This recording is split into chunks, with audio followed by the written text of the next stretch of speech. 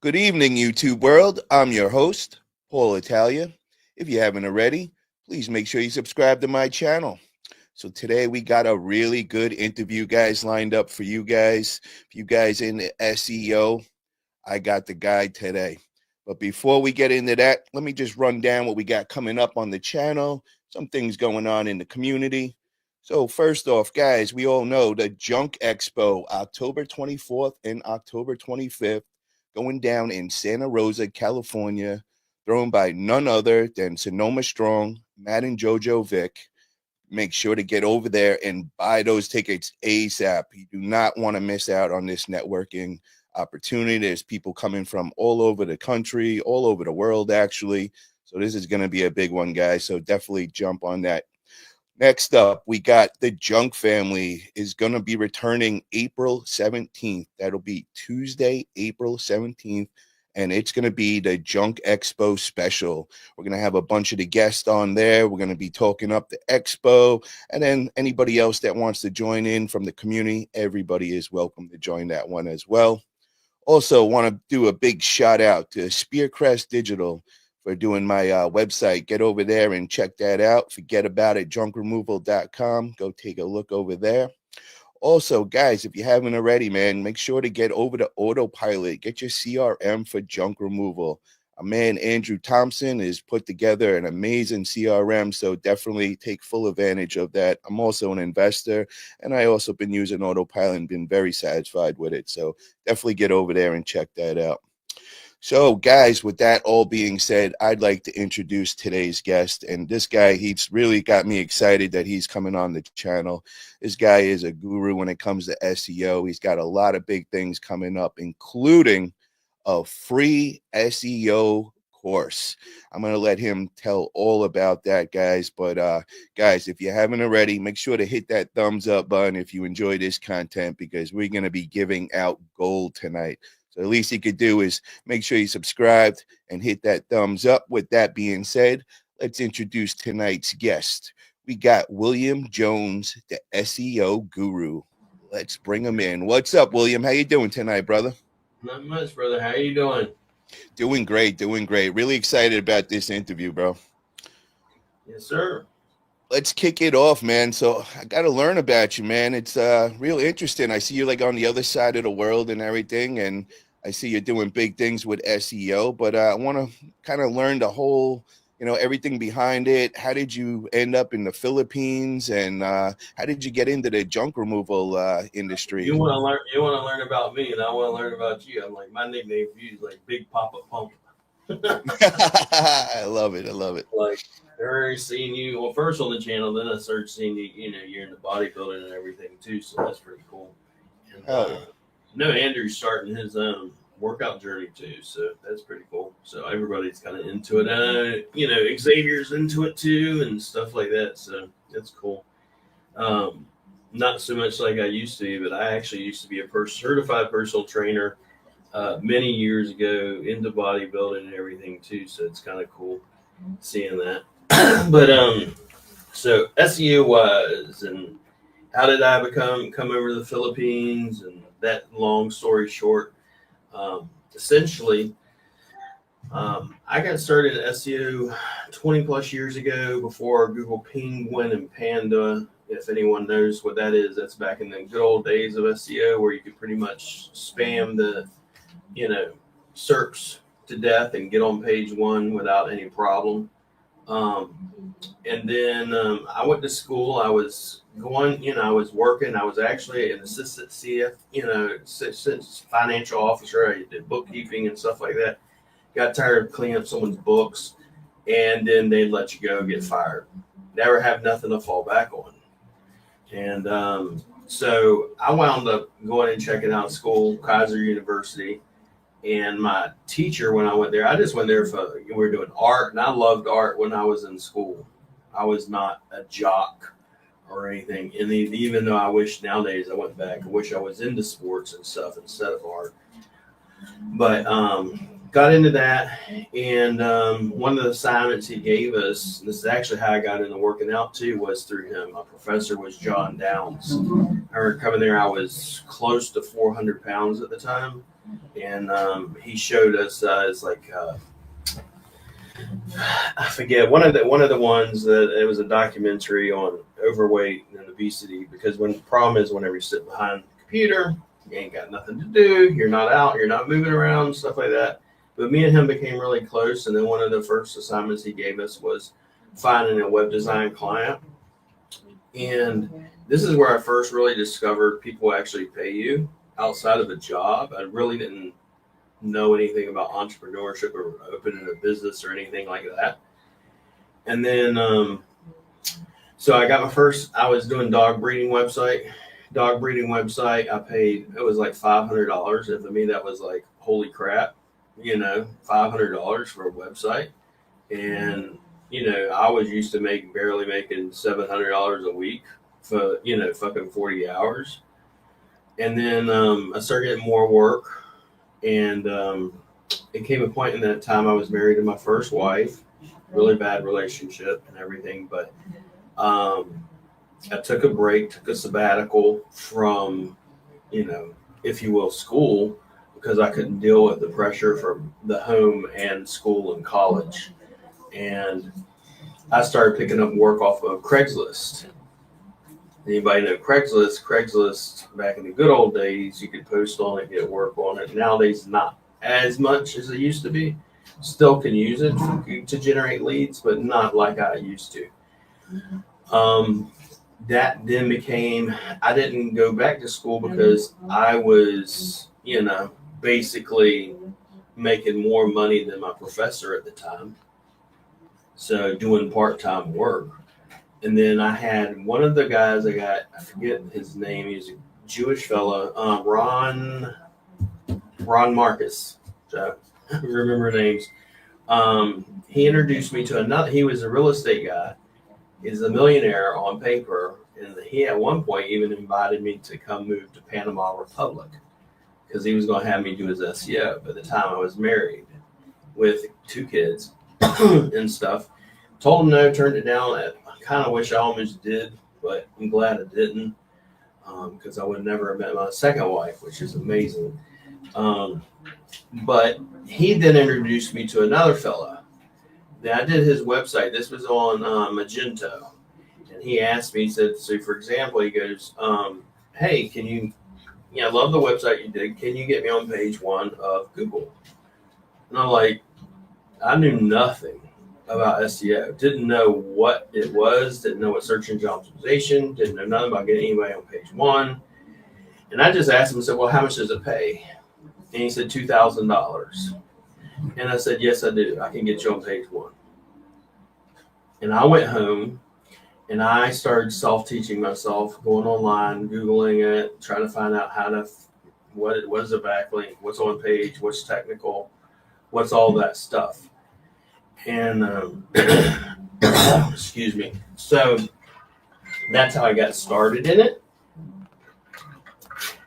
Excuse me. And then from there, at one point I had about 30 freelance clients that I was personally working on myself with one other person. And that person is still with me to today. They are a freelancer.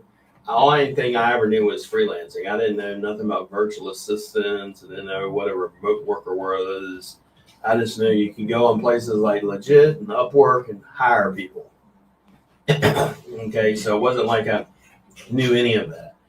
And I didn't know how to even find people. I just, went on the forums and said, hey, I'm looking for someone to do this, which is the worst thing you can do. Honestly, is to go on there and just say, hey, I'm looking for a web designer. You're going to get bombarded with a bunch of people that are desperate for money and you have no way of going through, if you will, the crap and figuring out who's actually good at what they say they are good at.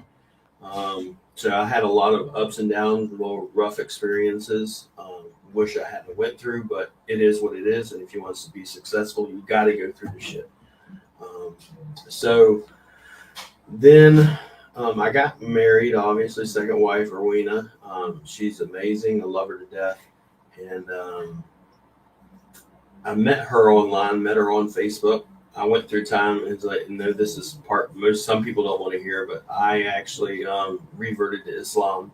My wife was working in Saudi or Abu Dhabi. Um, and I know most people will be like, you're like the most un-Muslim person I'll ever meet, but I am what I am. I'm a good old Southern boy. But I met her online. She was working in Abu Dhabi as an OFW. And OFW is called an Overseas Filipino Worker. So she left her 3-month-year-old daughter named Lila Rowena, our princess, to go work abroad. I met her right after I got out of my divorce. So this, when me and my wife had our first wife had her ups and downs. I don't know if anybody ever been through divorce, but they send you through counseling and all that other crap. Well, this time when they sent me through this counseling shit, I was like, everybody was depressed. I was like, I'm not depressed at all. I'm fucking amazingly happy and everything because I was ready to end the shit, right? Get it done. I'd met my wife, Rowena, and met her. And then she was working at another time. She was working in, first time was Kuwait, second time was Saudi. I mean, Abu Dhabi, different than Saudi. So she was working as an OFW. The thing is with OFWs is they have to actually leave their family, leave their children. Most of the time, it's women. Sometimes it's husbands that do this, but generally speaking, it's the women. And for me, we started Rank Fortress because it's like they shouldn't have to. We want to give them an opportunity where they don't have to do that. They literally, my wife came into a country, she never spoke any Arabic, nothing. And she had to not only bust her butt working from like 5 a.m. until midnight most of the time, especially during Ramadan where I have hundreds of guests. And they're talking about guests from Hollywood and everywhere because the person she worked for at the time was one of the royal princes. Okay. So she was in a good situation but a lot of OFWs, they actually are not in good situations. That over here, they tell them, oh, it's amazing. You get to go to a country you don't know and you'll have a nice house, a nice living. Well, that's not always the case. And then many times the case is as soon as you arrive and they meet you, they take your passport, they take your cell phone, they take your laptop. You have no form of communication. You're working for them. You're in a contract for generally 2 to 3 years. You are basically a house slave. Okay, and if you get a good boss, they treat you amazing. If you get a bad boss, they treat you just like that. You're a slave. You have no rights, pretty much. So I met her, and so for me, when that relationship was totally different than my first relationship, obviously. I moved her over to the United States because I came over here, met her, did everything in the Philippines, all that stuff. I brought her to the Philippines, met her in the Philippines, took pictures, did the whole visa process, all that stuff, and then moved to to the United States. Probably a year into it, I wound up having, at this time, I had bariatric surgery. I was working for a place called EMED. EMED is a medical clinic, and I did SEO for all of his companies. I came in, he wasn't ranking within less than a month. I had him on page 1 for primary care clinic, things of that nature. He does pain clinic, primary care clinic, lung clinic, laser hair removal, tattoo removal, all types of shit. So I got into a lot of the medical. I was in the medical for several years prior to meeting her. So about 5 years in medical. And then I moved to West Virginia. This is when I'd met her, married her, brought her over here. And then I had bariatric surgery. I lost a lot of weight. There are times I wish I hadn't had bariatric surgery. There are times I wish I just stuck with doing it the normal way. But there are times I'm glad I had bariatric surgery. So, I mean, it is what it is. What part of West Virginia did you live in? I lived in Paw Paw, West Virginia. It's got less people in it than the province I live in now. I'll put it that way. Gotcha. I love West Virginia in the sense that I love the mountains and the streams and stuff, but I was born and raised in Jacksonville, Florida, so I love the beach. Very nice. And I love the whole beach atmosphere and stuff. I was 5 minutes from basically Jacksonville Beach, Ponte Vedra Beach. I'm a Florida guy. I got a condo in West Palm. Yeah, that says it for me. I mean, it's like I have friends that are down in Miami and stuff. I've been down to Miami before. I told Sal, the women down in Miami and stuff. I'm like, they're 50, 60 years old and they look like they're in their fucking 20s. I used to live in South Beach, but I want to keep my girl, and also I had to go up to West Palm Beach. Miami ruined my first relationship, so I was smart. Yeah, I tell people all the time is that if you're in Miami and you are in a faithful relationship, I give you props. Yeah, it's definitely hard over there. Because I can imagine, but I mean, I remember going into the mall. I felt like I was walking into a club. Yep. I'm like, I mean, the gym was literally a club on Thursdays. I used to go to, in my building, we had the David Barton gym, and they would bring in the DJ and they would shut off all the lights and have all these crazy neons, and you're working out and you're like, you forget that you're even in the gym. You feel like you're ready to dance and all. Yeah, I remember when I went there and I was like in the mall. I'm sitting just looking for normal shit, like you're going to get some clothes or something. Because I was down there with my friend Larry, and he was doing a photo shoot or something, and I was like, this is crazy. I went back. I'm going back to the house. I'm going back to the condo because this is wrong. This is bad. Some bad gonna happen. Like you about to break your neck every time. But nevertheless, so we lived in West Virginia, Paw Paw, West Virginia. Great place to live if you got work. If you don't got work, it's a terrible place to live. What I mean by that is like you can't get work there. It's not like you're going to be able to work there. You have to drive out to Washington, D.C. or Baltimore and other places. So this is actually interesting is where I got into storage. I love storage wars. I love buying stuff and flipping it. Me and my wife used to find stuff in dumpsters, like couches and stuff, pull it out, and then turn around and flip it. And people would tell me, well, you only made $20. I said, well, it's $20 you didn't make. And then we started going to, I introduced her to auctions. My friend Ralph Michelle introduced me to auctions. And I would start going to auctions, and I bought couches and jackets and computers and shit. In auctions totally different than a storage unit when you buy that. But the auctions, I remember going in there and you'd have, for instance, hotels would come in and renovate entire hotels and they get rid of 100 or whatever couch sets. And I came in and I bought 20 or 30 of them and I would turn around and flip them. So me and my wife, you get them for like 10, 20 bucks. When I done an auction, and I turn around and flip couches for $200 to $250 for the set. And we saved up a lot of our money doing that. And that's how I actually bought my plane tickets to come to the Philippines. Wow. Nice. With about $9,000 worth of couches that we had sold. And I had about $2,000 in my pocket when I came over here. It was actually from buying things at auctions and junk removal. So that's actually, and it wasn't like a plan. I told Andrew and even Xavier after I think about it, says, God has got a sense of humor. If I've ever seen one, because there are things that just happen. They're kind of like, it's interesting when you look back on it in hindsight and stuff. But we used to buy all types of stuff doing that. And then we came right around that time. I had two big clients. This is one of the lessons I learned. I used to have only really big clients. I had like 3 or 4 small ones.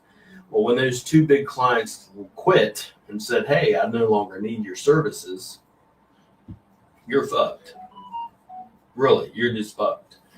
So now, like, I have big clients, I have small clients, I have other ventures that I get into. But then, knowing me, what winds up happening, I fall into depression because I'm like, what am I going to do? My mom and dad are in their upper 60s. I'm a Southern boy. I'm not going to move in with my mom and dad. I'm not going to burden them. But what can I do? I remember when I get depressed, I was suicidal. I was going through a lot of crap. And then I remember my wife, we called my mother-in-law over here in the Philippines and just come and visit So he came and visit. We can't cancel our trip because it's non-refundable plane tickets.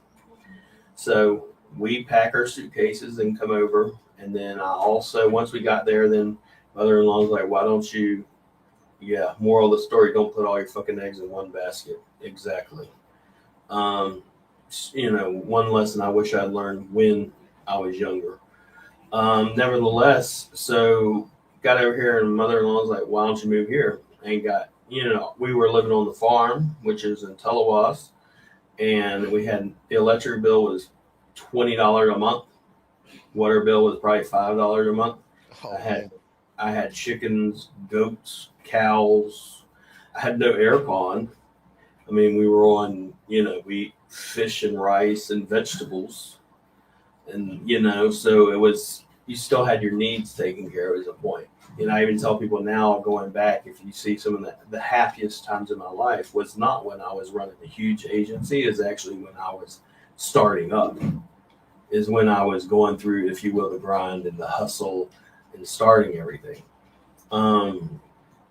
So, back then, I mean, I remember doing some of my 3 or 4 clients that I had, I was doing it on data.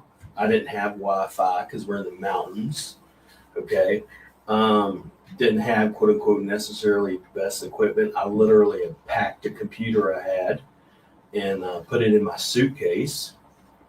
And then it arrived damaged and I had to have it fixed.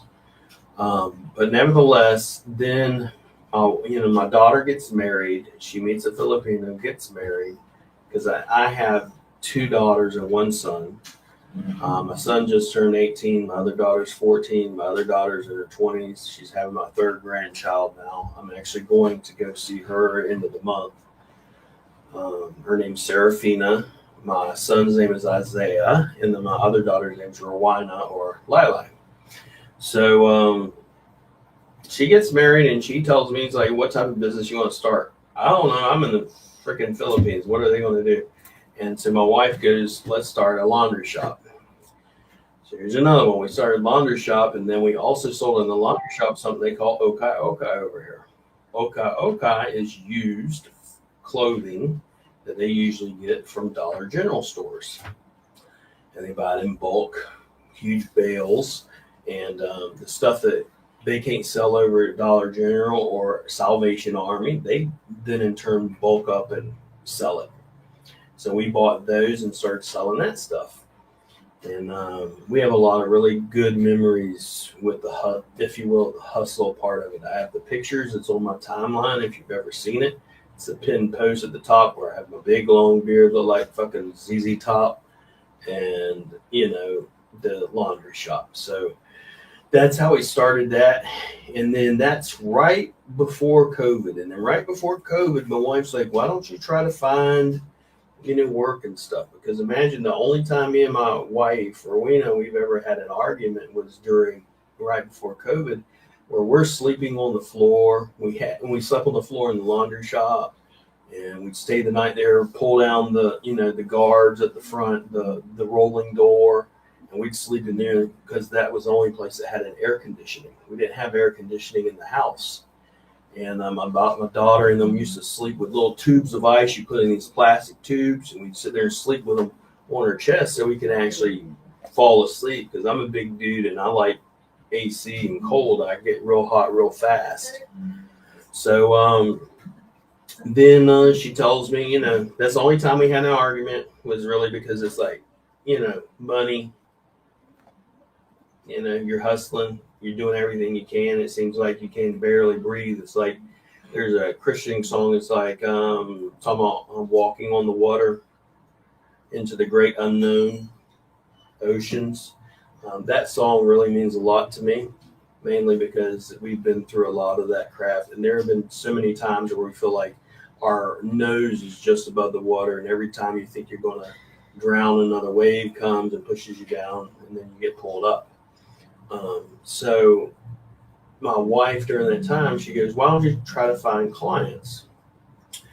I really didn't want to start an agency. I tell people all the time, I don't like running an agency, didn't want to run an agency, because you deal with a lot of crap when you deal with SEO agencies specifically. not business owners so much, but SEO agencies. I do white label SEO, and I also do junk removal SEO. But nevertheless, found a client. I went into Facebook groups, found a client. He hired me to do SEO for an American company. It paid me only $800 a month to do 160 hours worth of work. And I say that only to put it in perspective, is I used to make $7,000 a month, okay, for what I was doing. And I didn't work 160 hours. And then the same client is a good friend of mine today, John Signing. And he told me, so why don't you get clients? Because you got 20 years experience. And I'm like, okay, I'll start looking. And then I started looking.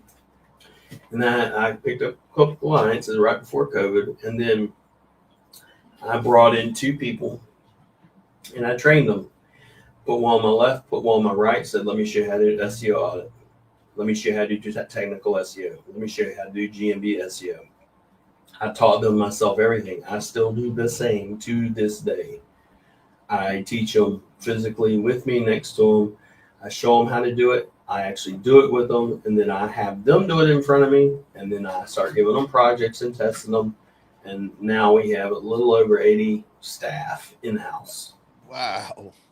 So went from you not wanting to run to an agency to going absolutely nuts, and now you got 80 people, bro. You ain't playing around. Yeah, we got 80 plus, and we got over 40 there during the day and another 40 something at night. So my office is attached to the house. It's a part of the house. I can literally open up my window in my room and look out, and I'll see the second floor. Like right now, I have a room over here where you have staff as well. There's probably about 10 in this room. And then we got the others in the other rooms as well. And within 3 months, we went from 4 clients. I had over 50. And then now I have over 5,000 clients. So some of them are one-offs. When I say clients, I mean they'll come in, buy backlinks, a press release. And then we have monthly reoccurring clients as well that are on monthly SEO plans. And then we have SEO agencies that come in and outsource their SEO to us. And if you don't know what outsourcing is, it's what most agencies do. Most agencies talk about SEO, but most agencies do not do SEO. By doing it, I mean them actually, for instance, show me what you're doing when it comes to SEO. Show me you building the backlinks. Show me you doing the on-page SEO. They don't do it. Why do most SEOs, for example, not do over-the-shoulder audits or not do over-the-shoulder training when it comes to, if you will, SEO? Because they don't do it. I could literally count on my one hand how many people actually do over-the-shoulder training. Myself, Chris Palmer, Mike Merlino, Brock, maybe. That's about it. There's not too many people that do it, because if you do over-the-shoulder training and actually let me show you doing an SEO audit, let me show you doing this stack or this type of SEO, you're going to screw up sometimes. You're going to have to figure out, why does it work on this client and not work on this client? And a lot of people don't do that publicly. And then some of them just don't know what the hell they're doing. They're just really good at sales and they sell it. And then they outsource it, generally speaking, to either 1 or 2 places, India or Philippines. Bangladesh is another one, but generally India and the Philippines. And the sad part is, most of them, what they'll do is they'll sit there and turn around and they'll sell it to, their customer $1,500 plus a month. And then they'll turn around, outsource it to the Philippines and pay their Filipino, maybe $200 a month, maybe. Okay.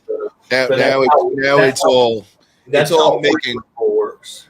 I'm sorry, it's all making sense to me now. You just kind of enlightened me, because I've been I've been watching your page and all, and I've been sensing there's something going on in the backgrounds. I've been sensing there's some sort of drama that I wasn't knowing, like, going on in maybe the junk removal industry, maybe with SEO or whatever.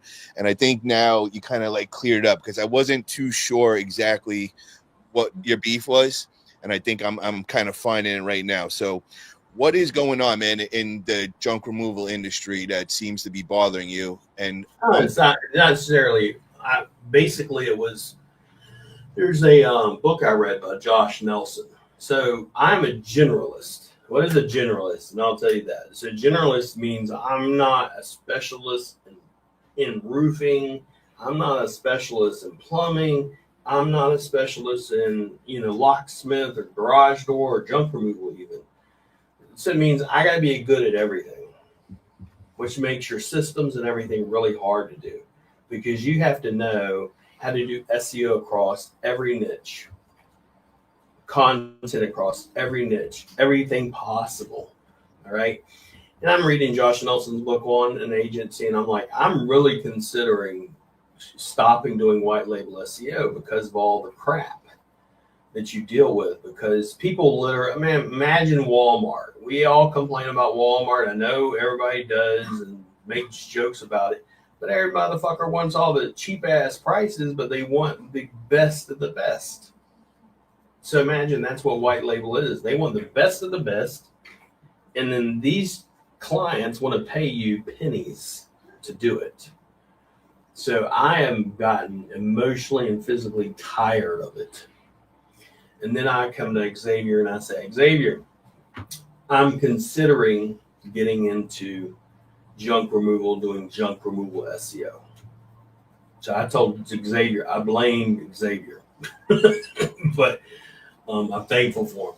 But Xavier, he says, yeah, man, I would definitely do junk removal. He said, because to be quite honest with you, a lot of the junk removal businesses need help and they're getting screwed over by a lot of SEO agencies. And so that's when I went out. I bought a junk removal SEO domain name. I'm not publishing it yet. I'm actually my website is being transferred over to Go High Level for various reasons. And then once that's done, I'm publishing my junk removal website. I already have the brand, I already have everything. And Xavier, for the longest before that, had sent clients to me in junk removal. And I have always asked Xavier, I say, Xavier, what can I do for you? Is there something you want? Can I give you an affiliate? Anything? No, brother, it's okay. No, brother. He is the best person I've ever met when it comes to, he does things with people without ever wanting nothing. And if you actually get his books, you'd then understand. Hold on. Shout out. I was holding my hand waiting for you to stop for a second to shout him out. Shout out everybody. Get your junk removal secrets. Xavier put out a line of amazing books. Get over to Amazon, order yours, or hit up Xavier on Facebook and he'll help you get there. So sorry, I didn't mean to cut you off, brother. Keep going. And I never understood why. I was like, why does he just keep sending work my way without wanting nothing? Someone always wants something, bro. So once you've been fucked over enough times, you're like, what the fuck does this person want? Okay, so excuse me if I cuss a little bit, but nah, bro, it's all right on this channel. We good with that. Sure. But the thing is, if you read his story in there where he talks about his story, now I understand why. Now I understand why everything he's been through and stuff. But then he introduced me to Andrew.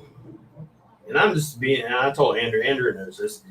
Andrew, yeah, he's the bomb when it comes to Google Ads. We also do Google Ads.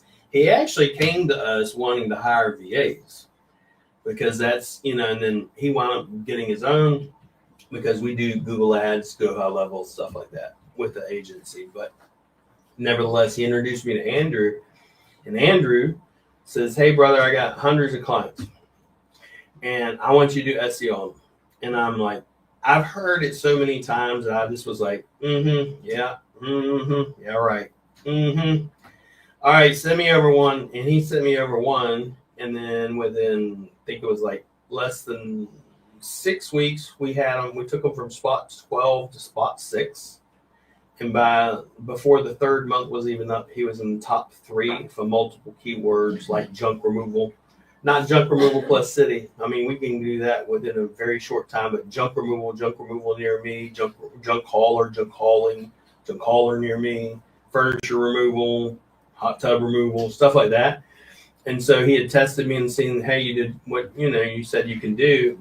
And then I really started getting heavily after that in junk removal. I'm writing right now, like I have a book that I'm writing on junk removal SEO. I've just put out the free, we're starting the free course like you mentioned on Friday. Yeah, do me a favor. Can you run over that for everybody? It's going down tomorrow, guys. This is something you guys want to jump on. This is a free course he has put together. So please give us some details. I mean, if you're not registered, you have to register. You can't just show up and get in. It's not going to happen. You actually have to register. But we're going to cover everything from what's local SEO, why it's important. It's going to go over about 10 weeks worth of course material. Inside the course material is basically what's local SEO and why is it important in junk removal business? Why is it essential for your junk removal business? How to do things for junk removal business as far as proximity, relevance, everything that I do on an SEO company for SEO, for SEO agencies, I'm teaching to the actual business owners.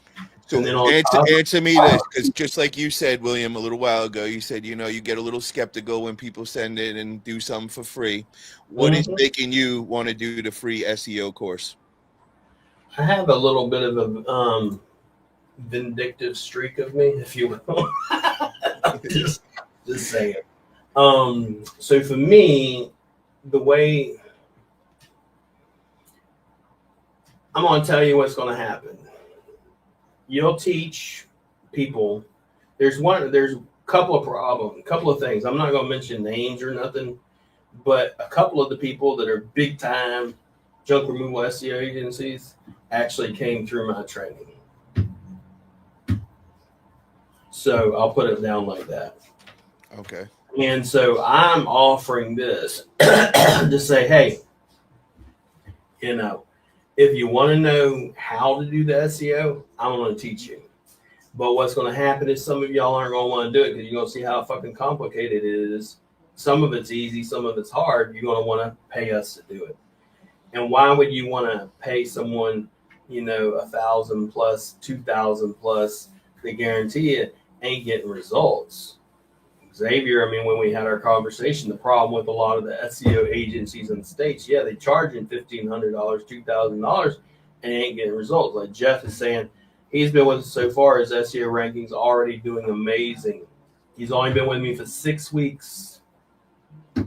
So, and most of them, when we talked to Xavier, he had sent someone to a certain USA agency, and they've been with them for over a year, paying over $1,000, not seeing no results. And when I look at one, for example, big time junk removal audit, I did it on my Facebook page. I have it up there. I blurred the, if you will, I took a screenshot of the website and blurred it. But I said, bro, you don't even have basic schema. Basic. When I say basic, I mean business schema. That's it. Business schema, which is it's going to be basically one page of schema. Excuse me. And I showed them one of our sites has about 40 pages of schema. Schema is one of the basic things to do. And this guy's paying over $1,000 a month to someone for a year.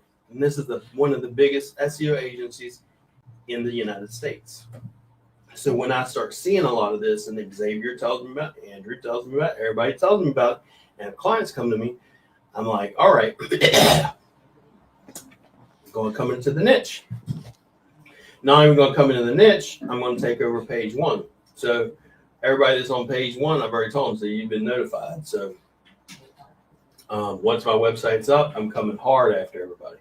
But the thing is, the course is there to help business owners. It's if you will, take the curtain back and say, this is what's supposed to be being done. So if you're hiring an SEO agency and they're not doing this stuff, you should fire them. And I don't care. I tell people, I don't care. You can use somebody else. You can use whoever you want. I don't need your money. Don't want your money. But I do want to help you. I do believe you deserve rankings. I do believe you need the business. And I know a lot of times, especially in junk removal, people are struggling. They're not a lot of times when you're first starting out, it's not like you're making a fucking lot of money. So when you do spend $500 or $1,000 a month on SEO, that is a big investment for most business owners. And a lot of SEOs, what will happen, they're really good at selling. And then once they sell it and they get that money, silence, crickets. With us, for example, you want a customer service call, you have that. You want to get on a phone call with me, you got that. You want to message me on Facebook, you got that. You want to book a call with me or customer service or onboarding. Once you sign up with us, we have an onboarding or a launch call. We have clients, of course, business owners like, I don't know what hosting is. I'm having a hosting problem. I don't know how to use my website. Guy just had a brand new website done with us, and he's like, I'm not getting forms. I literally last night made it, and it's Q-Hall.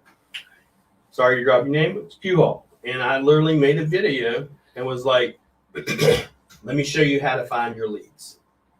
Go in here. It's this form, has all the submissions right in the back end, so you don't ever lose any of your leads. And I explained to him, for example, forms. Why are forms, in my opinion, with junk removal, or one of the stupidest things you have on your website? Yes, have it on your website.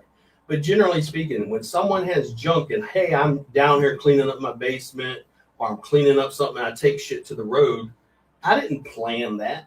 So I don't want to sit there and go, let me fill out a form, and hopefully this junk removal guy will get out here in the next few days and clean it up. I want to do something called pick up the fucking phone, call you, and you come out and get this shit off my curb. So, and it's only, generally speaking, on forms, for example, 1% to 3% maybe fill out forms of all website visitors. It's real low, real low. So phone numbers, and I usually say do book a call. I do, like on my website, I have one form, and you can't even find it unless you're looking for it. The rest of them are all, are calendar links, phone calls, calendar links, all over the place. But so that's kind of why I came into it. And I get sick and tired of doing white label. Yes, I still do white label. Let me ask you this, William. I got to stop you here. Are there some agencies out there that are doing the right thing in the United States? I don't want no names or anything. I just want to know for my own general. I've met a few. There are a few out there. And they charge a hell of a lot of money. Okay. 1,000, 2,000 and nothing. Okay. But the ones I know agencies charging over from 5 to 10K. Okay. So and are they getting the results for their clients? I'm guessing. Yeah. Okay. And then, for instance, I'm just giving you an example. Because what happens is, believe it or not, because I also do one-on-one training and I do group training and I do private training. I cannot drop names, but I do have other agencies that have teams that they'll call in me and my team, and then we come and train them on SEO on a regular basis. And what do you mean by you come in? Is it over like a Zoom, or are you actually going in person? In the Philippines, and we also do Zoom, but we also come to their location. And when it's in the Philippines, I bring about 5 or 6 of my team, and we go over everything from on page, off page, technical SEO, content, GMB, everything. And then I also train them on a regular basis. Like I've had one message me this morning, said, hey, we want you to take a look at the website. We just launched it. We applied what you taught us. Let us know if we're missing anything. So I do have agencies like that I work with, but none of them are in the junk removal space. I'll put it that way. So I'm going to break this down for everybody. I think what we're finding here is William is the actual plug. So he's the guy that, most people are calling over the Philippines and subcontracting out there.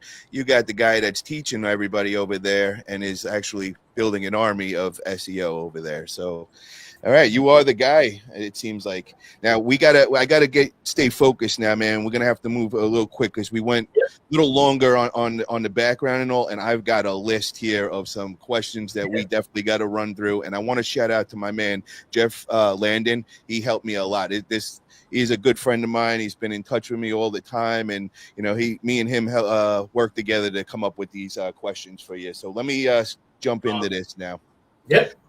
So we're going to start off with some SEO basics. What is the difference between ranking #1 organically on SERPs, which for you guys that don't know what that is search engine results pages, and ranking #1 on your local Google map pack? So what is the difference? The click-through rate is about 80 something percent on if you're in Google Maps. But I'm one of the few SEOs that would tell you. So, for example, there are about 5 different algorithms. You have Google Ads or local service ads or LSA ad. LSA is what everybody calls it, local service ads or Google Ads. Then you have Maps, that's another algorithm. Then you have Organic, that's another algorithm. And then you have Video, which is YouTube, which is another algorithm. And Voice, which is another algorithm. There's 5 different algorithms that I specify on. Every one of our SEO packages comes with 4 of them. We don't do Google Ads with obviously we're the SEO, but we can do it. So now I'm the guy that would normally tell you if you're ranking on page 1, the reason why you should be ranking on page 1 is to make more money. Why do you want to make more money? So you can spend more money. Why do you want to spend more money? So you can make more money. All right. So if you're ranking on Maps or on Organic, it's stupid to go, well, I'm already ranking on Maps. I don't need to be in Organic. I don't need to do Google Ads. You're stupid. You got to do it all. You need to be, if you're ranking on Google Ads, who's going to get more clicks? The one person that's on one spot on Google Ads or Google Organic or Google Maps, or the person that's got all 3 of them bitches up there. All of them, man. And then also where you say people also ask questions, you'll click down on that sometimes and you got video up there. TikToks, Instagram, YouTube, all up there. Voice, podcasts, all of it. Like if you go and look up Rank Fortress on Google, you'll see at the top 3 pages I probably own 20 plus spots. You cannot go past page 1 without seeing me. You know, and that's because we build a brand, we publish content all the time. I tell people, for instance, if you come to me for SEO and I look at your social media and you're not posting, I'm going to recommend either you start posting or hire a VA to post, because it is part of branding, which is SEO. SEO is just branding. Backlinks are branding. On-page SEO is branding. Everything you do with SEO is branding. And when you post, William, what is organic? What actually would that be labeled as? Like what goes into that category? So like social media to me is organic. It can also be paid depending on if you're doing paid ads, but I personally would want to be in Maps and Organic. Now that's if you're a local business. If you're not a local business, you don't, like me, I don't need to be in Maps. And I also, with me, I do not try to rank on page 1, mainly because of the sheer fact we are international. So it's going to be really hard for me to ever even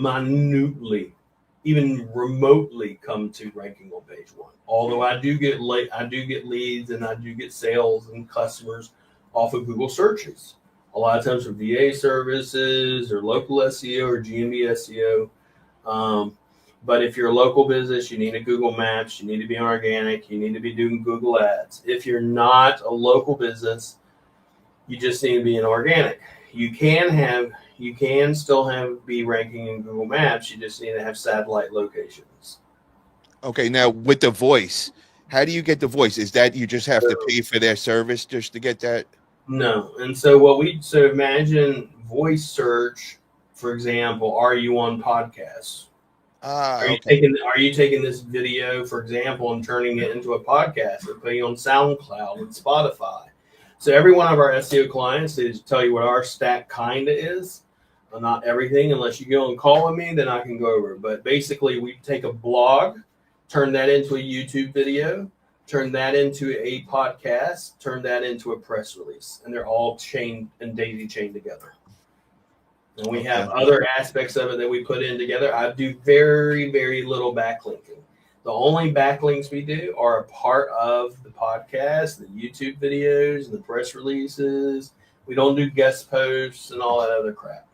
Now, with the Google Maps, how do you do that? Is that when you're adding the location to your posts and all that? Does that help with the Google Maps algorithm?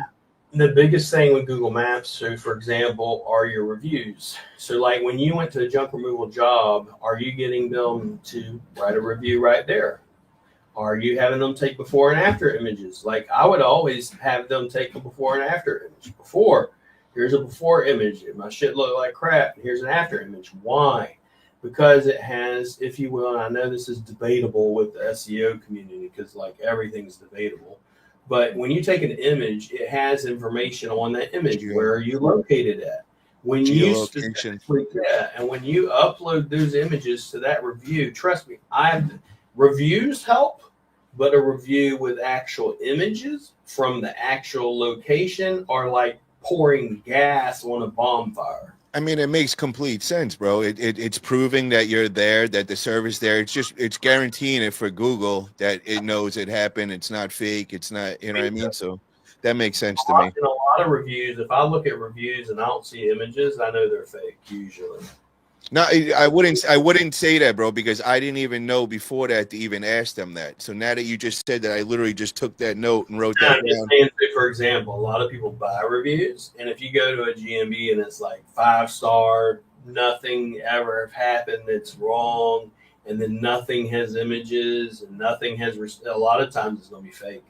A lot of them can be faked and stuff like that. You can upload videos, believe it or not. You can upload images. There's all types of things you can do to your GMB that most people don't do.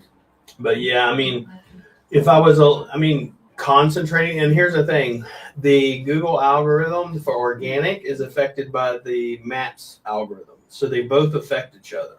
That was, you just took my next question. So I wanted to ask you that. Let me just tie this in. Which one, okay, so also, do they go hand in hand? Will your SERPs ranking rise if you focus and raise your local map pack ranking? So all of our SEO packages, we focus on both. So your GMB should mirror your website. What does that mean? Every service you ever do, if you have 30 services, and most people say, well, I only do junk removal. No, if you look it up on Google, junk removal is like a lot. It's not just junk removal. Junk removal, clean outs, construction clean out, demolition clean out. I mean, we can go on and on.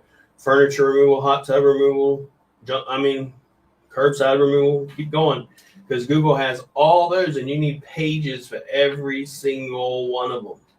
And I have every single one of my clients, when they come to me from junk removal, we restructure their entire website, add any page they don't have. I give them almost 1 million words of content, which consists of pages and blogs and supporting structure and facts and all that. Because all that's going to affect your rankings will be affected. If you have a service that's on your website, it needs to be on your GMB listed as a service and a product. And then those need to be tied back to the pages on the website. They should mirror each other. And when you do that, what's going to wind up happening is your rankings, whenever I'm working on organic, and as my organic rankings start rising, guess what else is going to happen? GMB is going to start rising. Now, what's going to affect your GMB more is the same thing, even with organic. Both are affected by what's called, if you will, engagement, or most people call it traffic. Engagement being how are you interacting with the Google My Business or Google Business Profile listing? Are you getting driving directions? Are they clicking on the posts? Are they liking the posts? Are they sharing the posts? Are they going from a point of interest to your GMB? There's all types of hacks and stuff we use with every one of our clients, but all of that affects both the website in organic and it affects the GMB. Wow, it's a lot to take in right here. Okay, so now for you guys to handle all this for you, for somebody, like what is your monthly, what do you charge monthly to do all this? So the most expensive package I have is premium, which is guaranteed rankings within 3 months. And I know people in the SEO world will say, well, if they're guaranteeing, that's a red flag and you should run away from them, blah, blah, blah. And I would tell you, if you're a professional junk removal, I should be able to tell you, for example, hey, I have a 1-bedroom. It's this big. Send a picture of it. How much will it be? I guarantee, generally speaking, you're going to be able to tell me how much it's going to cost, correct? If I come to you and I say, give you all the information, you say, well, I need to see it. I need to come there, or I don't know. You're probably not a pro. You probably haven't been doing it that long, and you probably don't know what the hell you're doing. So for me, for example, when I come to an SEO and I say, here's my keyword, here's my city, here's everything I've done, here's everything I haven't done, and you cannot guarantee me to be in the top 3 within a certain amount of time, you do not know what you're doing.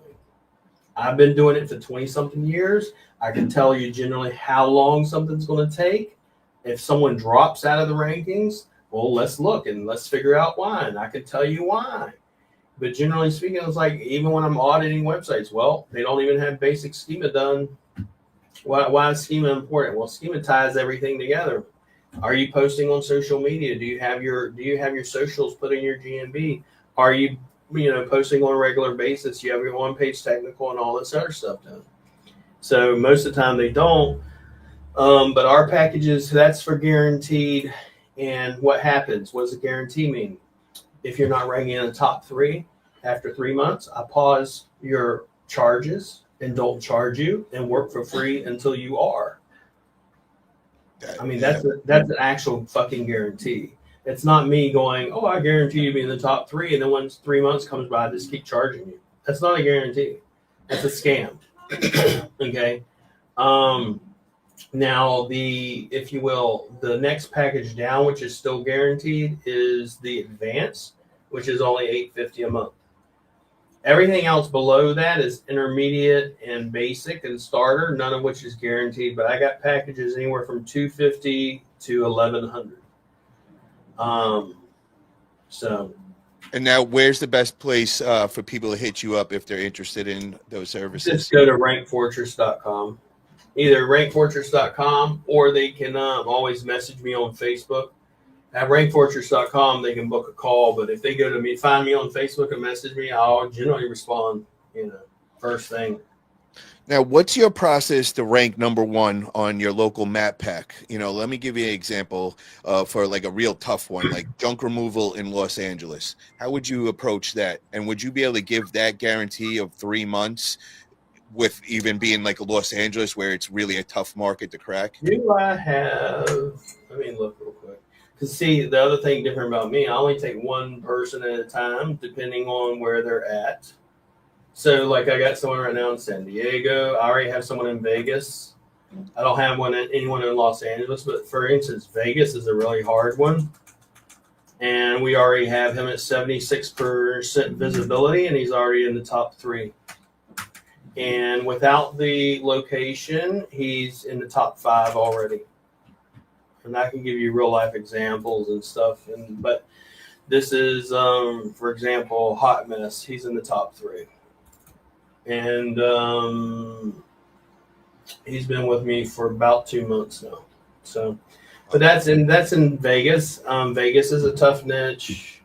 But so if you did get somebody in LA, you would be confident enough to say that you would be in the top 3 in 3 months? Yeah, and same thing with like Miami. The only one that I would say is a little bit I have to see the actual website usually. It's like I don't have people in New York. Okay.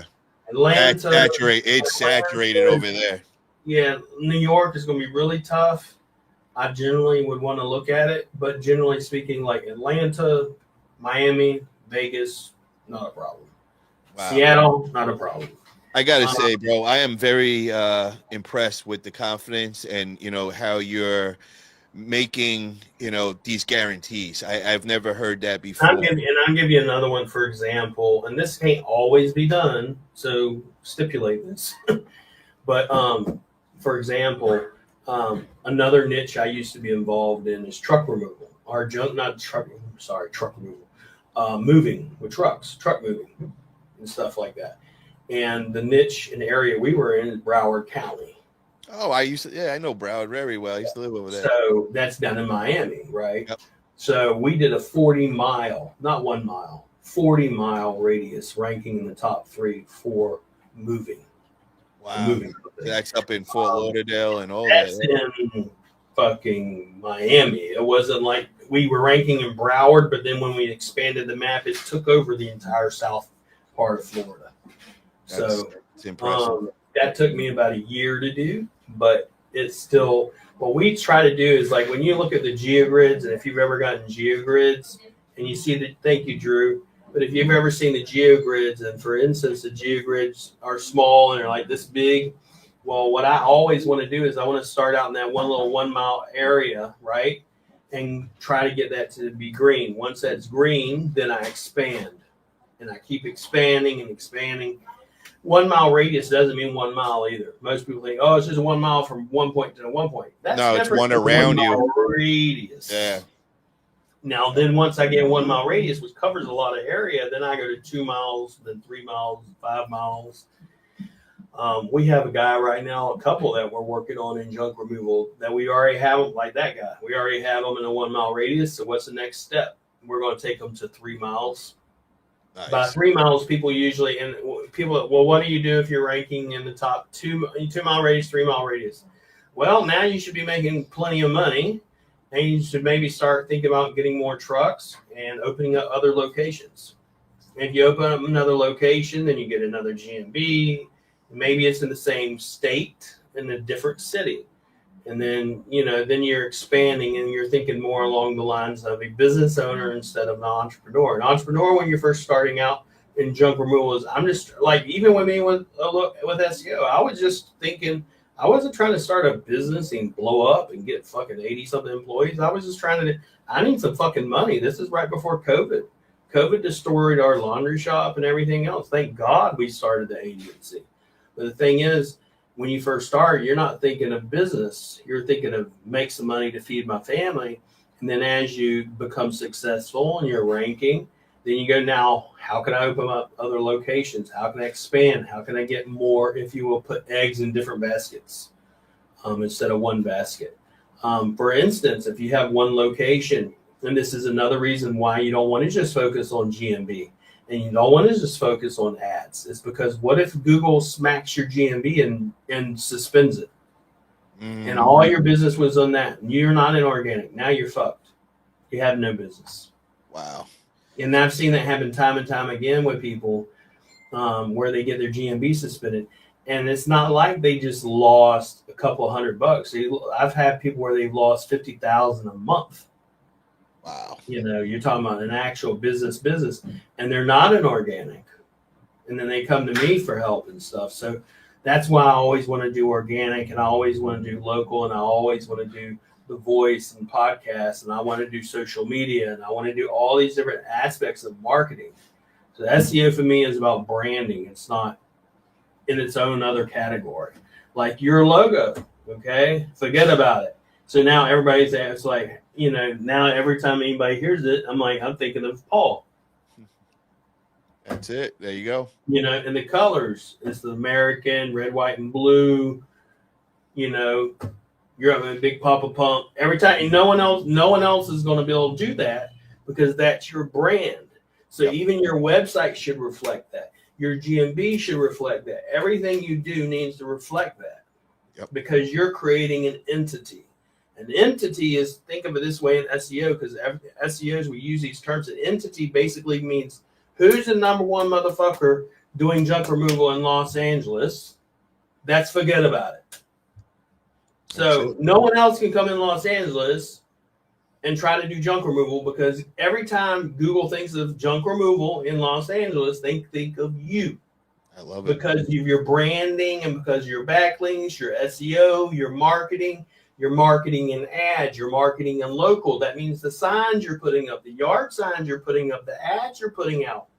Everything you're doing is a part of SEO. And people will no, it's not. Yes, it is. Yes, it is. All SEO is branding and getting your name out. If you look up, go into SEMrush and look up any domain. Just look up any domain, and it's going to tell you how many of the keywords are branded keywords and branded traffic. And generally, it's over 80% of most keywords and traffic are from your brand, not from, if you will, junk removal. Be like, forget about it in Los Angeles. Or your, brand is, for instance, a brand, think of branded traffic is your business name plus keyword, your business name plus a city, your business name plus your address, your business name plus your phone number. your business name versus this other company. Affordable junk removal in Los Angeles. Stuff all those things with your brand name. So you're speaking my language right now, and I didn't even know I knew anything about SEO. And my first brand was Paul Italia himself. You know, that was me and getting into modeling. And when I seen what I did with that, as far as, you know, having 20, 30 pages when you Google search anything Paul Italia, and there is another Paul Italia around, and you know, he was out there and on the web, and now you can't find him. You got to go through 30 pages to find. So from doing that and being on so many different social media platforms, consistently posting for so many years, you know, now I'm into junk removal, and I'm now looking at some of the stuff I did. I'm like, oh, that's why I'm doing good. Now I'm connecting all the dots. Now, what's going to happen when you start doing this? This is the part that most people is like. I tell people all the time, and you probably already know this. You're a big boy, you can handle it. But YouTube, the moment you start putting yourself out there, this is the other reason why a lot of people don't do it. The moment you start putting yourself out there, the moment you start doing social media, the moment you start dominating, everybody hates on you. Oh, bro, you use Fuhgeddaboutit. He's the dumb mother. Brother, I lived it. I took over the whole world in arm wrestling. I became the #1 promoter. They would call me Dana White of arm wrestling across the world, and I did this in a matter of 1 year, bro. The whole world, like every other promoter, was at war with me. I had haters. I had troll armies. I mean, the first year was just them going to war with me. Then they realized, yo, we're gonna jump on with this guy, and then all my enemies put out the white flag. When I first started my YouTube channel, I thought, you know, because I was just a no-name SEO guy, and then I said, well, let me start helping people. I was in a group and then started helping people, and people actually need to know about SEO, business owners. And so I started teaching them, and then all the hate came. And I thought, surely this will go away after, you know, a year. Well, we're 6 years later, and they're still as strong as ever. So, you know what I love about it, bro? They light a fire on us, and it makes us, you know, those days that you don't want to go and put it in, but then that fire is there, and it just makes you go and do that. There's a post I posted the other day too. It said, you know, people need to be careful whom they pick a fight with, because some of us like to fight. I saw that, bro. I saw that. And that was one of the comments I was talking about earlier. But guys, if you're listening to this is gold here. I hope you guys are really taking notes here. Make sure to smash that thumbs up button. If you're not subscribed already, make sure to subscribe. Get over to Rank Fortress. Go check him out over there. He's doing big things. We got a couple more questions I want to run through, brother, before we call it a night with you. And one of those being, I've heard you talk about it before, and your boy Jeff was telling me, and he was saying, how many words do you recommend minimum per page on your website? Because, you know, I'm hearing all different numbers and all, and I kind of just wanted to figure it down and nail down what is the proper amount. So say that again for me. So how many words should be on each page of your website? You know, because I'm hearing sometimes like on the home page should be your most words on it, but then on the other you should do less words. But then I was hearing from one of your students that, you know, 1,500 is really the sweet spot on every page. I wanted to hear 1,500 is the sweet spot, and the reason why I can say that, because a lot of people ask that question, is the sheer fact that after you've done about 1,000 audits or so, and you consistently see the same stupid shit not being done or the same thing, you know, who's ranking? Why? And here's how I look at SEO: is take the top 3 people, audit their sites. What are they doing that you are not? Put that on a nice little spreadsheet, and whatever they're doing that you're not, you need to start doing. Right? Now, there are going to be things, for example, citations and backlinks that they may have. Those 3 may have, this person may have some, this person may have some, this person may have some.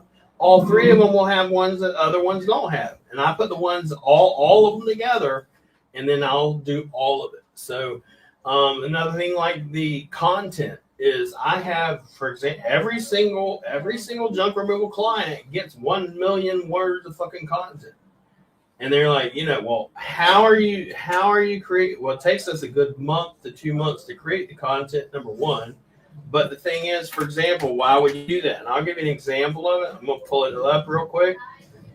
But so, for example, underneath junk removal, do you have a page called residential? Residential, do you have furniture, appliance, mattresses, hot tub, estate, border, foreclosure, garage cleanouts, attic cleanouts, basement cleanouts, yard waste removal, shed removal, carpet removal, television, electronics removal, refrigerator, freezer disposal?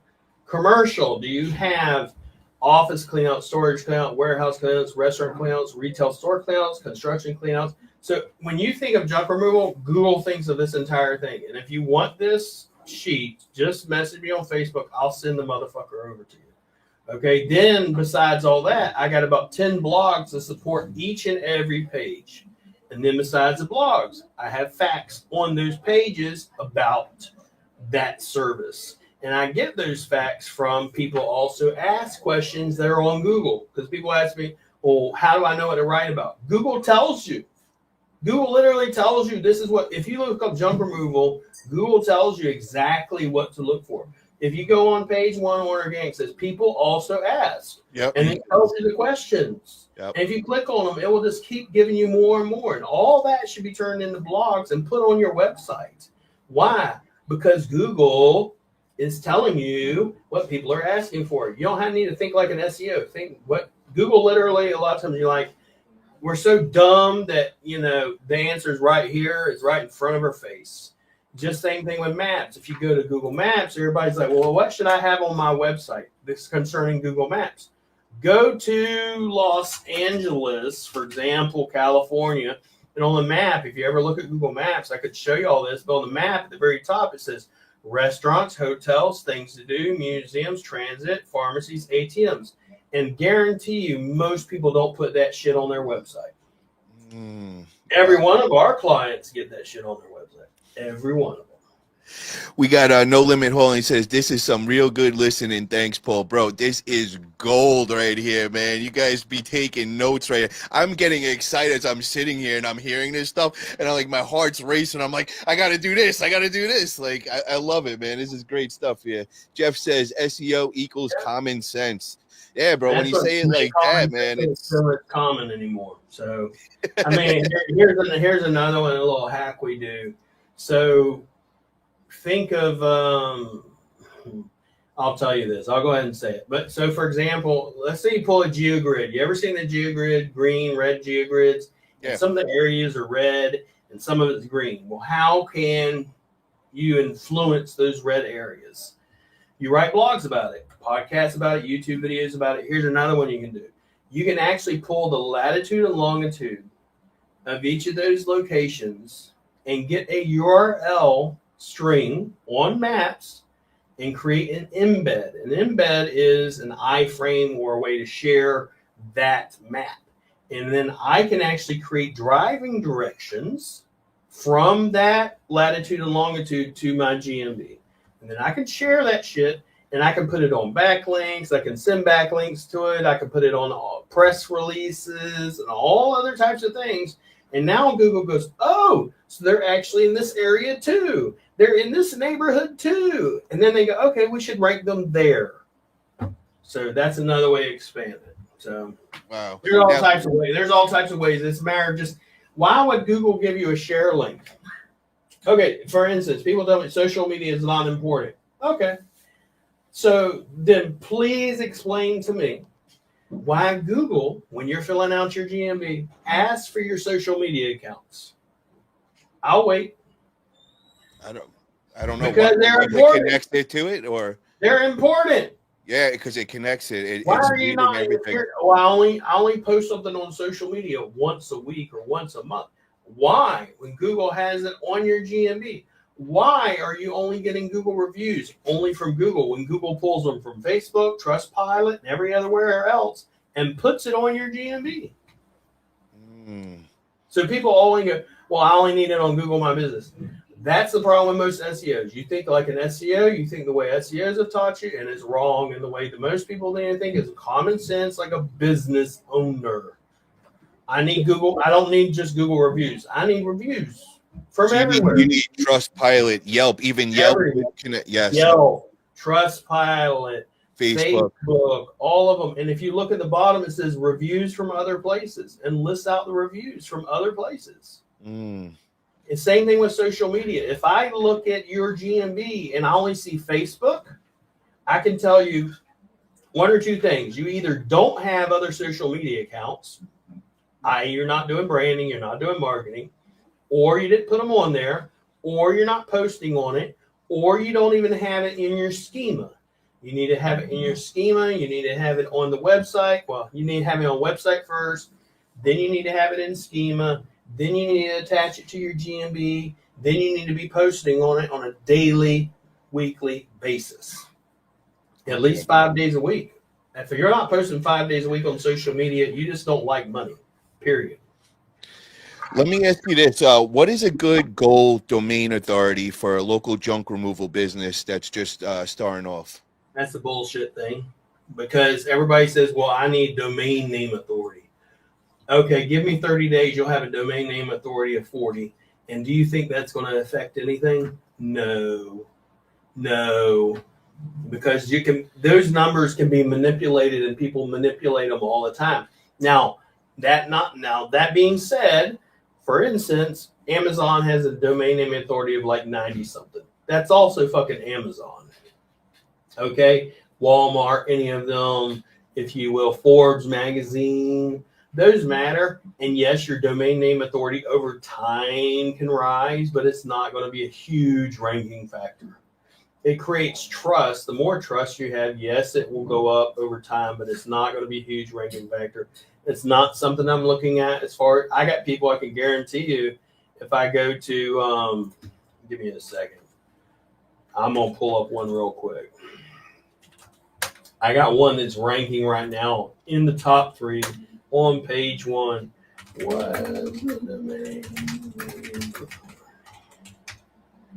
And I generally can tell you it's not going to be a huge factor. Mainly because most of the ones I've looked at are just not. I mean, some of them will, some of them won't. Some of them will going to be high, some of them are not. It's not going to be, it's not going to be a huge, if you will, factor. Are you ranking or not ranking based on your domain name authority? Your domain name authority will be higher, and sometimes will rank higher, but it's not going to be a huge ranking factor. Yeah, he's got like a 14. Okay. It's decent, but it's not a 30 or 40. To me, anything below a 20 is still crap. So where is like a top website link? Generally, I want to see it in the top 40s generally, okay. But that's not going to be I could care less. I mean, I have people all the time. It's like, is your phone? My thing is, I'm gonna tell you as a business owner, is your phone ringing? Yeah. Are you getting leads and traffic? Yes. Okay. Then I don't give a shit about the domain name for it. How do you find high domain authority websites to get a link for a junk removal business? So think of it this way, like all of our stuff, like we have a stack, it's called an advanced Google stack. Google gives you assets. So for example, if you ever go to Google Drive and you ever see, create a new document such as Google Docs, Google Sheets, Google Slides, Google Forms, drawings, maps, sites, and scripts, and PDFs, and all that, that's all tied to Google. So we create what's called a Google stack. Then you got YouTube. Well, I don't use YouTube. Well, you're dumb, because Google owns YouTube, and it's the second largest search engine. And if you're not using it, I doubt you're even doing SEO personally. So there are things like that. Why aren't you using the assets Google already gives you? Google gives you assets and says, please put content on these assets. All a backlink is this content. A backlink is content on an asset that you don't own many times. Google has lots of these assets. There's other assets like I can get on Amazon Cloud with a 90-something damn DA, and we do those for every single one of our clients. So I don't have to, quote unquote, go find them. They're already there. Like you can get a domain, you can get a link on Amazon, you can get a link on all of these other ones that are higher DA trust, but I don't want a lot of them on there. You want some on the higher ones, some on the lower ones. Most of them are going to be on the crappier ones, to be honest. We like citations. Citations are about letting people know about your business and say, hey, yeah, Google, this is me. This is where we're at, what we do, and when we're open. But it's generally speaking, they're going to be a domain name authority of a 0. Because it's not an actual business, it's not an actual entity, it's not an actual, ain't got a lot of trust flow, ain't got a lot of backlinks, a lot of different things that will affect it. Now, there's this service that Google keeps calling about, and it's getting you logged on to all the directories. Like it goes around. I think it does like. I would tell you that's not Google, number one. That's someone trying to get you in an SEO scam. But go ahead. Okay, and they were saying that they go around and they get you into every main directory, 52 total. They break it up over, I think it's a 12-month period and all, and they say that helps. Have you heard anything about that, or is that? That's a scam. Number one, you get lots of people that are from India, Bangladesh, and other places that will literally robo-dial numbers. I get them, obviously, because we deal with hundreds of people. And I get them even on personal stuff, saying, hey, for instance, your GMB is not verified. It is verified. Or your GMB is not ranking. It is ranking. On the directory thing, I can get you in 200 directories in a week. I mean, it ain't gonna take a year. Now, even if you do it from a reputable brand in which they're going to make you pay a lot more money. For example, let's go to any of them, and let's say they want to get you in Yelp, and they want to get you in all these other ones, and they want to make sure your name, address, and phone number, or your NAP is correct, and everything matches.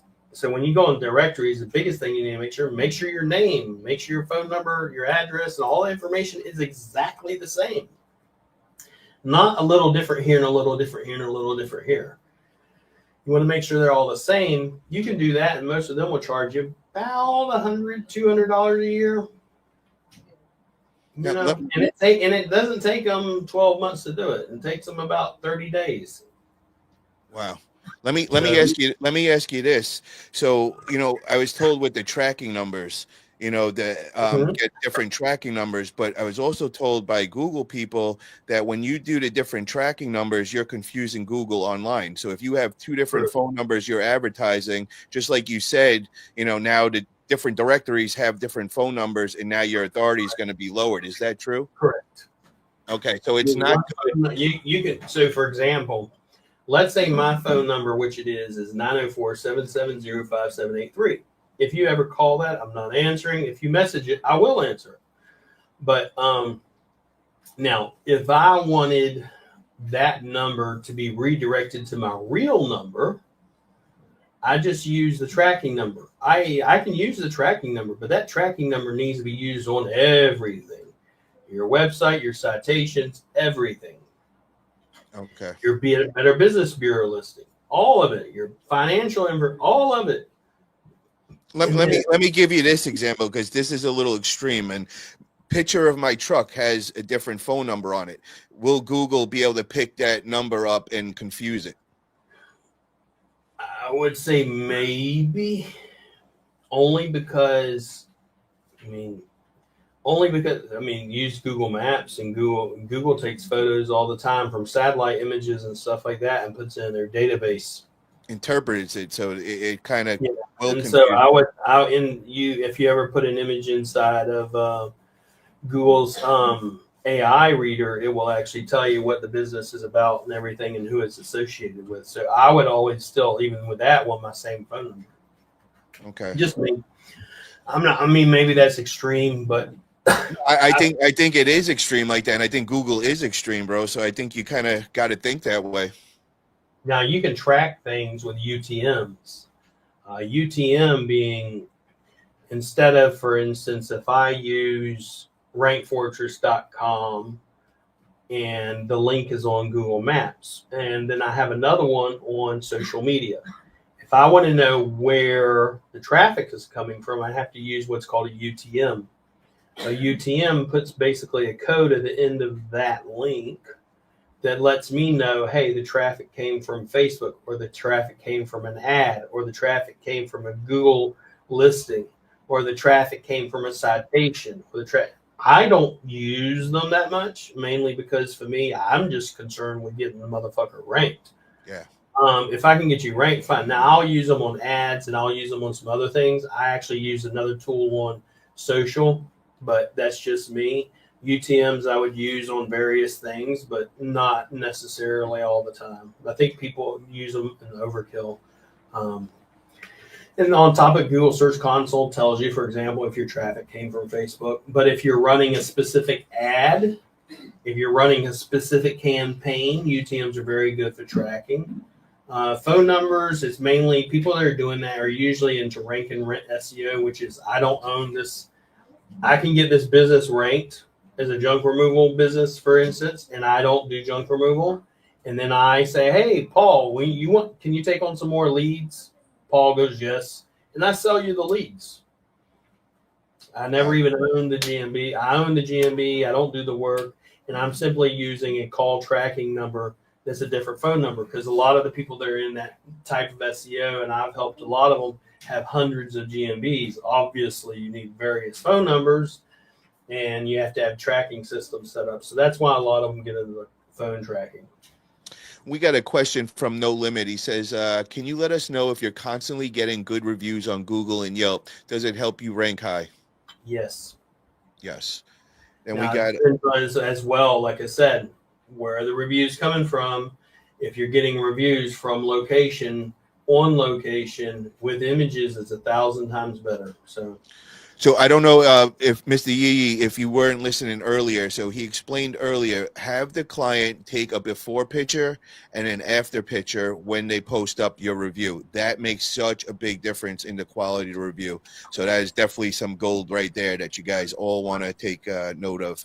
And we got Caroline Loomis in the house, and she's shouting out my little puppy's new YouTube, Chanel the Pomeranian. So guys, if you haven't already, make sure to go over to Chanel the Pomeranian, hit that subscribe button. And you're going to die when you see this little puffball living her best life. So definitely check that out when you get a chance. And guys, you got to be loving this content tonight. This is one of the best informative interviews I've had on this channel to date. So please hit the thumbs up button. If you're not subscribed yet, make sure you're subscribed. We're getting on to the last branch of questions that we got, because I've had him on here for quite a long time, and I don't want to overkill him, and he's got a big class he's got to take care of as well tomorrow. But I want to move on now to just a couple of questions on VAs, because that's been something I've been very interested about and been trying to just nail down, how to go about it, and pricing and all that. And I know me and Andrew, I had Andrew Thompson on, and I think he touched on it on the junk family. And I know there was a lot of backlash. A lot of the people over in the Philippines weren't happy with the rate that he was saying. And, I just didn't know what the regular or anything about that, so I was a little confused, because I thought that's, Andrew knew exactly what the rates were, but from the response I was hearing, I think he might have been off a little. So what can people expect to be paying for a good quality VA? Yeah, he actually asked me about that. I will comment on it, but so there's a virtual assistant, and then there's what I have, which is a VPO. I don't have any virtual. I have one virtual assistant, and then I pay on a project by project basis.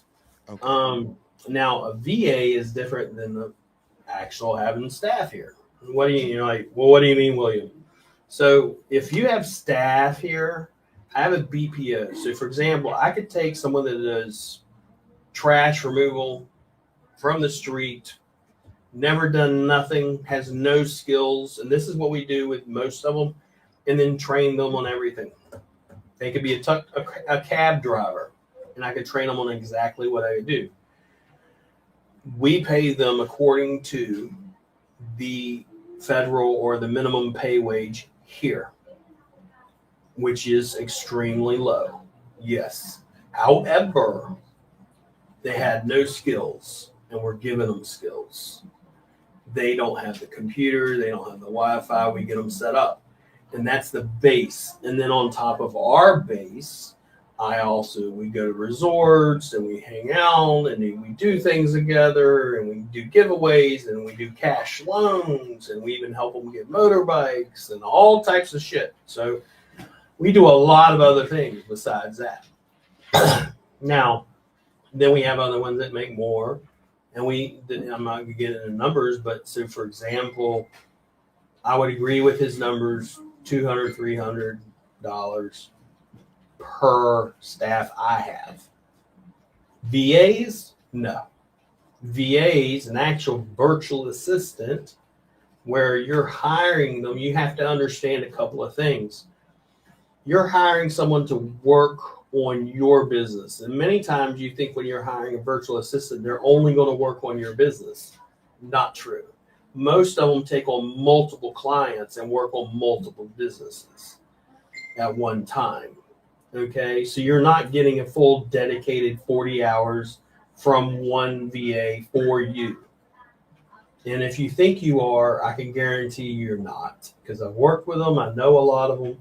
Some of them, yes, some of them, no. Some of them will only take on a certain amount of clients. That being said, a decent one around $800 or more a month. And I've had, like we do, for instance, I have managed virtual assistants. I have my agency, Rank Fortress, and then at night we run the VA agency, which is where other agencies and businesses hire us, handle their social media, go high level, Google ads, Facebook ads, TikTok, Reels, content, SEO, everything. And then I sell that is $800 plus $1,200. And I've had people say, well, that's expensive for a virtual assistant. No, it's not. And don't come at me with that crap, because I tell people all the time, it's like, listen, if you're in Cali, I flew through California, don't trap me with that shit. For fucking chicken wings and fries, it was like $80, okay? So, minimum wage in the United States is around $14 an hour. So without taxes, without the, FICA and all the other crap that I'm aware of, because I'm an American citizen, we still are charging about a third of what y'all would have to pay someone in the United States.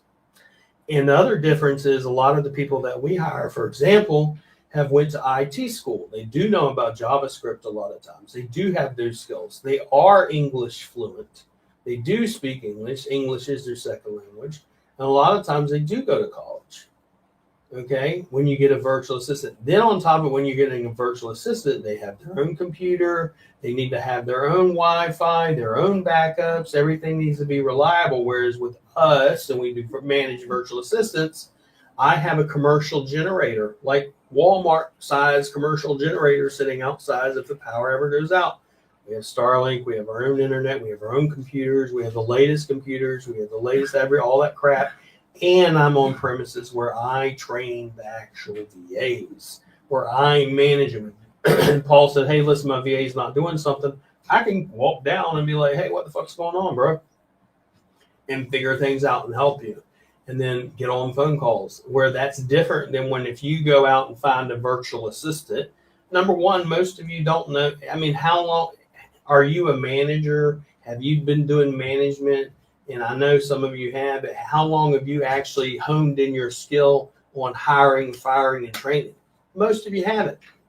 So why are you going to try to do it? So when you're trying to find a virtual assistant, that's exactly what you're trying to do. Whereas we've got it honed in where we know what we're looking for and how to train people and how to make sure they're doing what they're supposed to do and how to manage them and all that. And we've learned it through ups and downs. It's not like we learned it overnight. But I would tell you, if you're wanting a virtual assistant, you need to find someone that manages a virtual assistant for you like we do, that's on premises. Like this literally attached to our house. I can walk downstairs and I come down here all the time. Like I'm down here with them now. But the thing is, that's a virtual assistant. You're going to actually pay more. When they came in and got angry at him and all that and saying whatever they're saying and stuff, you got to understand Filipinos are also it's not like Americans. Americans are kind of like desensitized. Filipinos are extremely sensitive, emotional. That's number one. And number two, they're right in a sense, but number three, they're wrong in a sense because BPOs don't pay that much. You know, when you're an actual agency in the action, like if you're in Manila, you'll make more money than you are in the province. Same way as in the United States. For example, if I live in, California, I'm not paying the same amount to live in Paw Paw, West Virginia, or in another state or in another city. It's all, depending on your cost of living where you're at. So I agree with both. I see it from both sides only because I've been here. I mean, I've had people be like, listen, I ain't got food and this and that. And so they're like, I know how much a bag of rice costs. I know how much all that stuff costs over here. Like, to actually live over here, you need to make a couple of $100 to feed your family. So I kind of see it from both sides. Not saying he's wrong. I'm just saying a virtual assistant, a good virtual assistant, is about $800 a month. Okay. Next, Xavier, I don't know what Xavier pays his and stuff, but none of mine are virtual assistant. Now, my actual virtual assistant, when he first started, you're talking about a couple of thousand. Okay. Because depending what level of skill they're at, like mine was heavily IT, go high level, anything and everything you think of, the man can do it. But then other ones are you going to, in the United States, even for example, am I going to give someone that flips burgers the same amount as someone that goes into a federal courtroom? No. Then why are you expecting the same? It's just not going to happen to me. That leads me to this question. What kind of activities would you want your junk removal executive VA doing for you on a daily and weekly basis? So if you're going to have an executive VA, so with us, an executive versus a specialist. The specialist only does, let's say, local SEO. An executive can do anything from ads to go high level to local SEO to off page, technical, everything, except voice. Now, if it was me, I would have them do, like all of ours are trained on our entire SEO stack. So I'd have them do everything that's in our local SEO stack. The only thing they won't do that you have to pay for is the press releases. And you're only paying for them at my cost, not what I charge. But I normally charge $35. You're actually paying $5 for when you're going with the VAs. Besides that, if you're not doing Google ads, you need to be doing Google ads. If you're not doing Google ads, you need to be doing it. If you're not posting on social media, you need to be doing it. There's 3 things right there: social media, Google ads, and then local SEO. How much does an executive VA cost through Rank Fortress? $1,200. $1,200. Yeah, and that's 160 hours. And if you don't use 160 hours, the hours just roll over and build up. Also, if you don't need that many hours, we also do have packages of 20 and 80 and 160 all together. So, and I don't know the prices of each one of them, but if you're interested in it, just message me and I'll send it to you. No Limit has a question. He says, can you please let us know your opinion about advertising on Yelp for junk? I mean, I don't do too much of it, so I have no opinion on it. I can tell you my experience when I did do advertising on Yelp. So with Yelp, and they can lie and say whatever they want, but with Yelp, when you have negative reviews in your advertising, those negative reviews magically get archived, i.e. are not shown to potential clients. But magically, as soon as you stop advertising, they're magically shown to clients. So, and they'll say, no, their algorithm doesn't do this, and the algorithm, bullshit. Because the only difference in that algorithm was when I was paying you and when I'm not paying you. So, I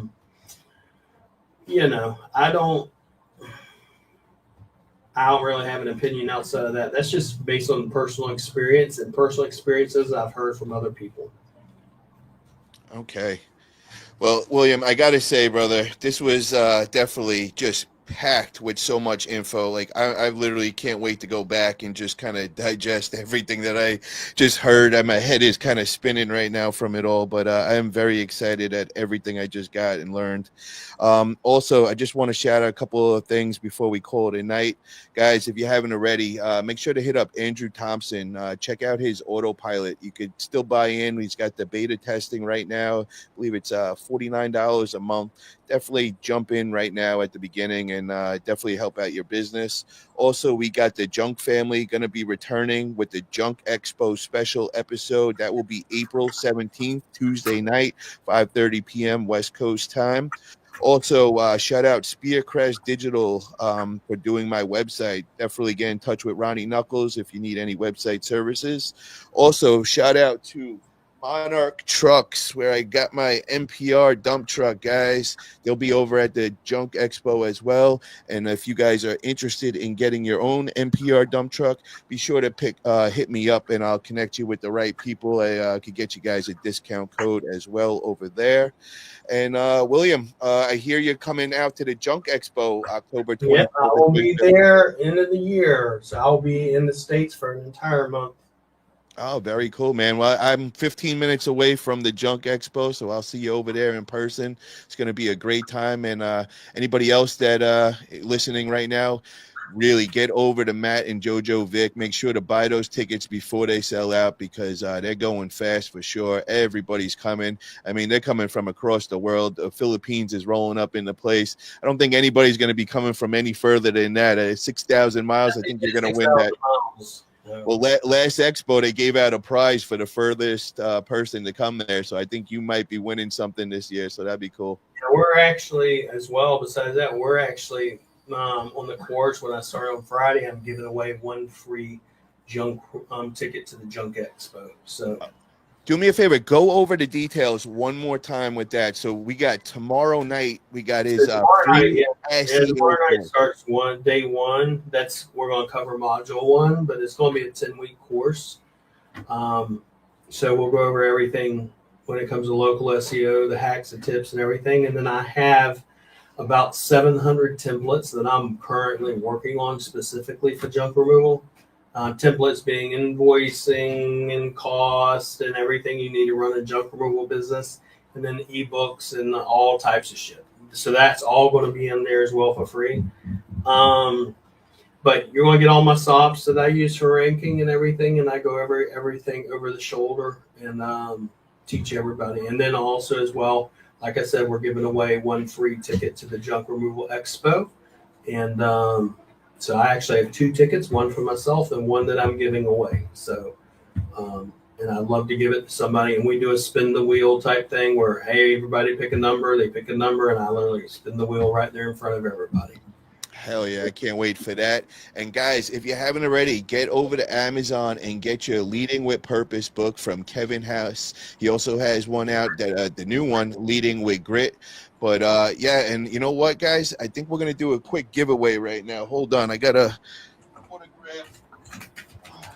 autographed copy right now from Kevin Hess, and since we got so many people on here right now, let's do a quick giveaway, guys. So let me think of a good question. What can we? All right, so guys, what is the last sport that I was into? What is the big sport that I'm into? You know, like everybody knows me for. So first person to answer that wins their free book. So just answer in the chat. What is the last sport that I've been into that everybody knows me all over the world with? Come on, I know somebody in the chat knows this. Arm wrestling, boom, Mr. Yee, you just won, brother. So yeah, hit me up on Facebook, brother. Just send over your address and I will mail that out tomorrow. Congratulations, you will get your Leading with Purpose book for sure. And yeah, Drew, thank you for sharing that, guys. Check out my fitness channel. Get over to Paul Italia Fitness on YouTube. I'm getting that back active again, and I'm going to be putting out my weekly tips and tricks in fitness. I got 25 years of experience. I was a fitness model. I've been all over the world, trained with all the best coaches and all. So definitely, if you're into fitness, check me out over there. And Carolyn says leg wrestling and thumb wars. I love it. I love it. And Jeffrey, shout out, brother. Thank you. That was some really, really good questions you came out with. And I can't express enough how much you helped me out, bro. Really appreciate it. And William, is there anywhere else that you want to shout out for people that check you out? We know Rank Fortress. Get over there. Get over there. RankFortress.com. And as always, I appreciate my team and appreciate my wife and love you guys. Hell yeah. And I guys, look forward to meeting everyone at Junk Expo and, Mr. Vic and, of course, Mr. Xavier and all of them and Andrew, all the guys and you. And thank you for having me on as well. But I appreciate it. I can't wait to meet everybody in person in October. So make sure you get your tickets and go there. Hell yeah. And Drew just attached his website, so make sure to click on that and get over there. And guys, check out my website as well. I'm trying to get some more action over there, so forget about it. Junkremoval.com. Go check it out. Tell me what you think. And guys in the chat, thank you guys again for all the great questions. And if you guys haven't already, please smash that thumbs up button. Help me get in the algorithm. And if you haven't already, please make sure you subscribe to the channel. William, thank you again for coming on, man. That was a great epic event, interview, brother. And I'm looking forward to tomorrow's class. I'll see you tomorrow, brother. All right. I'll see you tomorrow. Appreciate you. I'll see everybody else there. Have a good one.